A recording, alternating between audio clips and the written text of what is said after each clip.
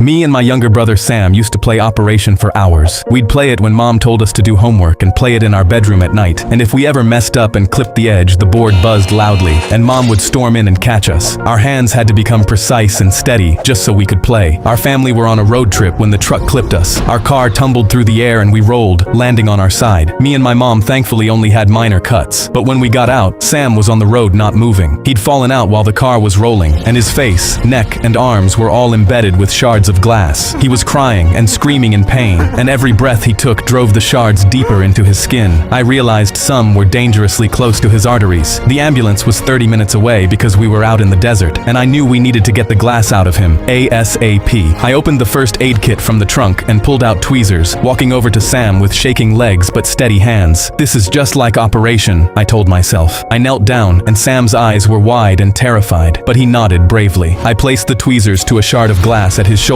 but that's when Mom yanked the tweezers from me. "Stop it! You're not a doctor!" The force lodged the shard deeper, and Sam screamed in pain. "Look what you did," she said. "We're waiting for a doctor." But that's when Sam spoke through his tears. "Please, Mom, let him do it. It's just like Operation. We play it all the time, and you never catch us. Please trust him." Mom's face softened. I could tell she was terrified, but she gave me the tweezers and closed her eyes. Sam nodded, and I slowly pulled a shard from his shoulder, then one from his wrist. I was sweating, and my heart pounded, but my hands stayed steady due to the thousands of hours of operation. Another shard came out, then another. I didn't clip Sam once, and Mom's jaw dropped. I placed my tweezers on a shard of glass near Sam's neck, near the carotid artery. He nodded, and I slowly pulled it out. The most dangerous shard was gone. By the time the ambulance came, every shard was out of Sam's body, and in a pile beside us. As I got the last one out, my hands started shaking uncontrollably. I'd kept them steady for just long enough, but now my body was in shock. But Sam reached out and held them until they stopped trembling. "Hey, big brother, you just played Operation, and I didn't buzz once. You won." I laughed and calmed down, hugging Sam tight. Me and my younger brother,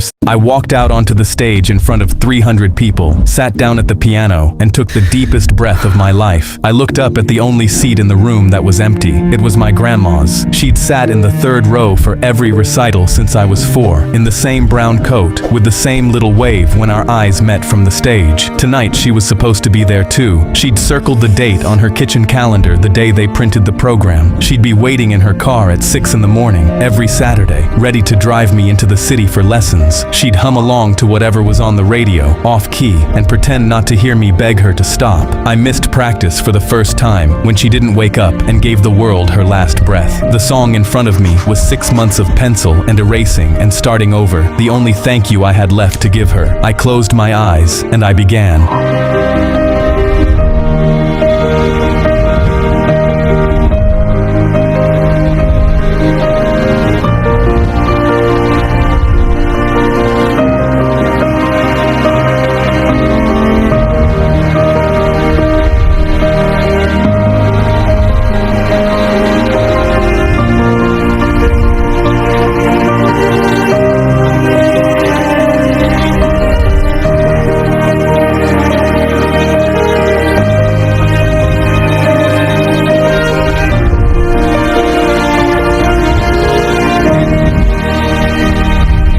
I lifted my hands off the keys, and the hall didn't make a sound. Not for a long time. Somewhere in the back, a woman was crying. The host walked to the mic to call up the next girl, but she was already in the front row shaking her head. She knew there was nothing left to play. I walked down off the stage. I walked past the rows of people who'd never met her, and I sat down in her seat. I dragged my sleeve across my face. The third row was full now. I hope you heard it, Grandma. I walked out.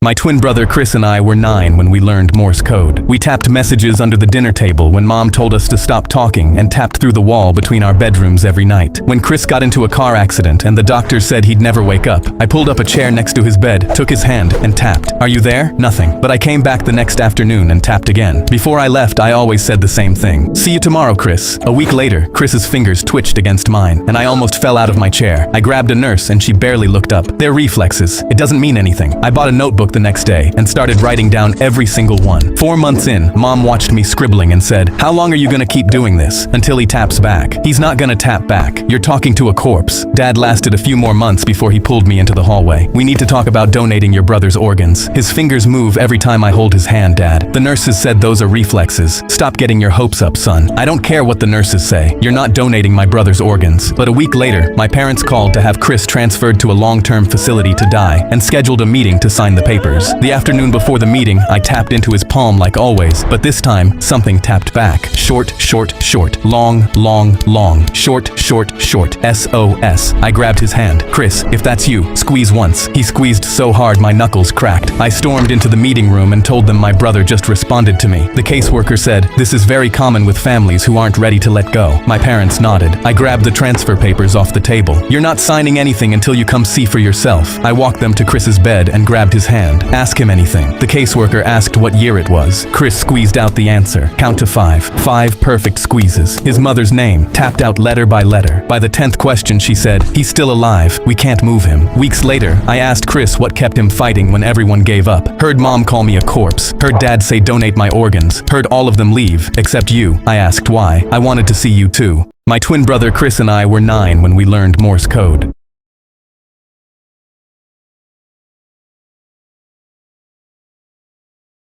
The second my mom pulled up to my school, I saw she was mad, and as soon as I opened the car door, she held up my report card. "Are you kidding me? Not a single A on here." I tried to tell her I was sorry. I tried my best. She threw it at me. "Maybe if you didn't stay up all night tapping that dumb secret code on your brother's wall, you'd actually be able to focus." I felt my heart beating. I pulled out my phone to text my brother. "Mom's really mad. I think she might," but she grabbed it from my hand. Always on this stupid phone too. I could see her face turning red, but when I looked forward, "Mom, watch out." She saw the car too and screamed. It smashed right into us. Glass was everywhere, and I hit my head. I didn't know where I was. I tried to open my eyes, but nothing was moving. Then I heard someone, "Listen, kid, he's never gonna wake up." "No, please, he has to." It was my brother. I tried moving my hands, screaming. Nothing worked. But then, someone tapped my hand. I instantly recognized it. "Chris, are you there?" I squeezed my hand as hard as I could, but it didn't move. But he stood up. "See you tomorrow, Chris." I felt a tear roll down my cheek. Someone else came in. "We should just pull the plug. I'm not paying for a vegetable. We'll get more money from donating anyways." It was my mom. She was talking about selling me, but I was still here. Jake came back, tapping about his day. I knew I had to warn him. I squeezed my arm. It felt like concrete. "Please, anything. They'll kill me." Then it twitched. He gasped. He ran out to grab them. "That's just a reflex." "No, it's him. You're talking to a corpse." That night, I heard my mom. "He's gone. We need to pull the plug." I tried to move. Then, my shoulder twitched. My dad screamed. He moved." They were silent. "If he wakes up, we get nothing. We need to get that paperwork signed." They ran out, and I knew I didn't have long. I felt someone tap my hand again. "Chris, please wake up. They're gonna kill you." I squeezed. I needed a miracle. Then, my fingers moved. I said the first thing I thought of. SOS. "Chris, I knew it!" He instantly ran out of the room. "Guys, he's awake! He's awake!" They rushed in. I squeezed their hands. They saw it all. I heard my mom. "He's still alive. We can't move him." But I knew what she said. That night, I tapped it all out to my brother as he wrote it down. He couldn't believe it. Then, when I finally opened my eyes, they gasped. My mom hugged me. "Honey, you're alive!" But I didn't hug her back. The doors opened behind them, and when the cops walked in, my parents looked nervous. "What's going on? Can we help you?" They were pissed. They slammed them both in handcuffs, and when they looked, Jake was holding up everything I said. I could barely move my arm, but used all my strength to raise my hand, then my middle finger. My twin brother Chris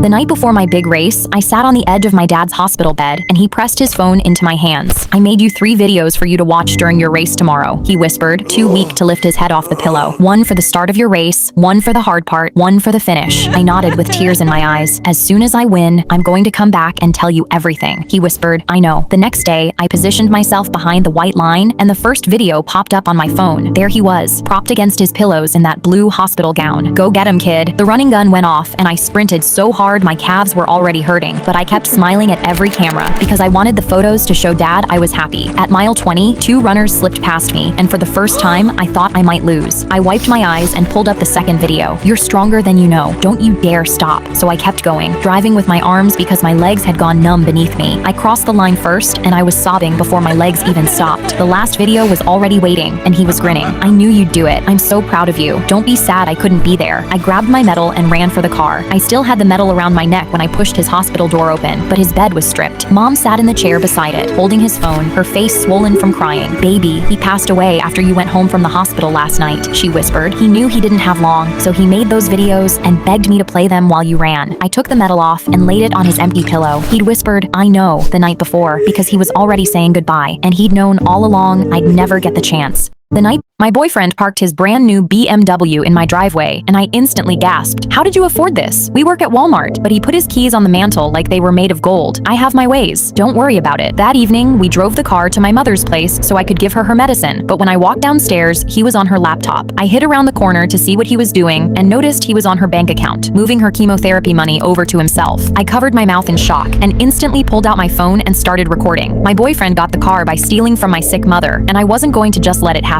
On the way home, I smiled at him. Babe, how fast do you think this car can go? He gripped the wheel and his eyes lit up. It can go fast. It can go real fast. I want to see how fast it can go. I pointed at a lamppost in an empty parking lot nearby. Let's test it. You run to it.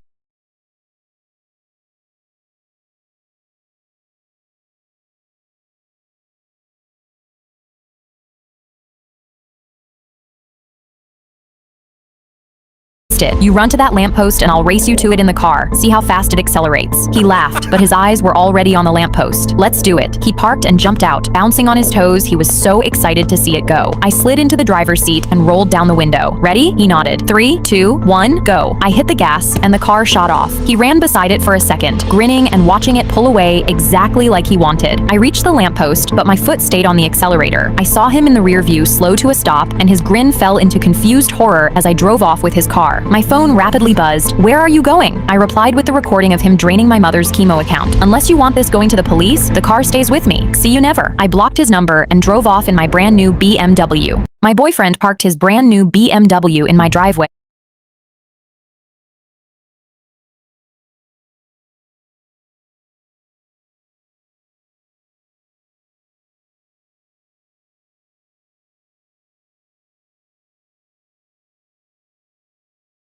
This boy was trolling on the dark web when her sister noticed he slammed his laptop shut. He was shivering, and she knew something was wrong. Scared, he immediately ran to the living room. She yelled, "What happened?" But he wouldn't say anything. He started freaking out, closing all of their blinds, locking the front door, and she begged him to tell her what was going on. He was freaking out, and that's when she opened his laptop. She couldn't believe it. Someone sent him a picture of their front door. They sent another picture, and when she clicked on it, it was a picture of her through their window that said, "She looks tasty." She couldn't breathe. She was about to run and grab their dad, but her brother grabbed her arm saying, "No, he'll kill me if he knew I was on there." Neither of them slept that night until someone rang the doorbell the next morning. A guy with a badge told their dad they saw some suspicious activity coming from their network, but he told him he didn't know anything about it. He told them to stay safe, but the next day in class, her principal burst through their door. She told her she had to come with her that second and that the police were there, and she followed her to the office thinking it had to be her brother. But the second she walked in, she saw the same guy from yesterday holding his badge. He smiled when he saw her and told her there was an emergency at her house. He grabbed her arm and tried to pull her out, but she resisted. "No, tell me what happened. Is my brother okay?" But he didn't say anything. "Come with us." She didn't want to, but her principal nodded and said, "They're police officers, honey. Go with them." They took her outside, but she noticed their car didn't have any police stickers on it. She thought these guys must just be undercover.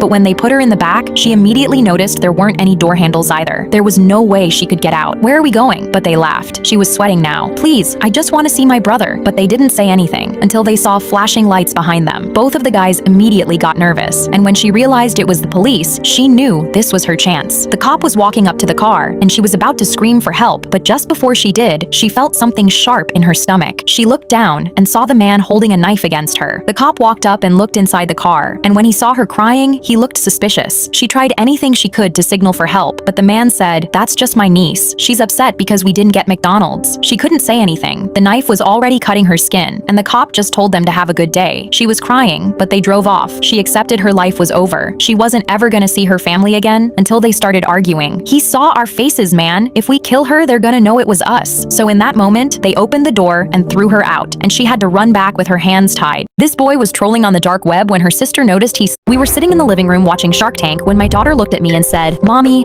I'm gonna be the youngest CEO in the whole neighborhood." The next weekend, she set up a lemonade stand, but instead of mixing regular country time lemonade like every other kid, she came up with a bright idea. She spent the morning in our kitchen, mixing what she called gourmet flavors, watermelon mint, strawberry basil, and something she called lavender honey that actually tasted incredible. She printed labels from our home printer and charged 50 cents more per cup than every other kid on the block. Our neighbor, Mrs. Haggerty, was having a yard sale that weekend. Mia knocked on her door and offered her 10% of her profits to set up in front of her driveway for the foot traffic. She was out there at 7 in the morning with a painted sign and little sample cups for people to try before they bought. She sold out by noon. Saturday afternoon, she recruited 2 neighborhood kids and gave them matching visors. She trained them on how to greet customers and how to make change. By Sunday morning, she was running a 3-person operation from our front yard. That's when the man in the BMW pulled up. He looked at the stand and said he only had Apple Pay. Mia reached under the table and pulled out her dad's portable card reader. She held it up to him and said, "No problem, sir. You can swipe, tap, or contactless. No excuses." His mouth dropped open while a 9-year-old processed his credit card for $3 worth of lemonade. An hour later, a kid 3 houses down set up his own stand. Mia walked over with her biggest smile and said, "Hey Noah, wanna merge? We'd cover way more customers together." Intimidated by her professional setup, he agreed immediately. Within an hour, she'd absorbed his whole operation and put him in charge of what she called their satellite location. By the end of the weekend, she counted everything out on the kitchen table, $217. She looked at her dad and said, "I just made more money than your Starbucks habit costs you in a week." Then she pulled out a notebook and started flipping through pages of profit margins and expense tracking for every flavor. I asked her where she learned about profit margins. She looked at me like it was the most obvious thing in the world. "YouTube, Mom. There's tutorials for everything." We were sitting in the living room watching Shark Tank.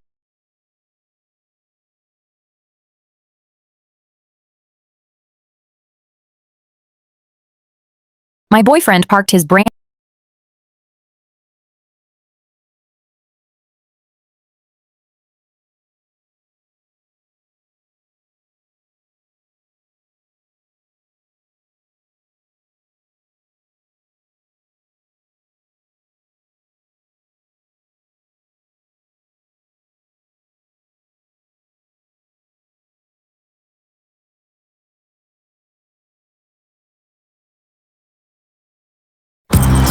The thing about me and money is, I haven't really focused on it. Squirrel! I'm all about projects.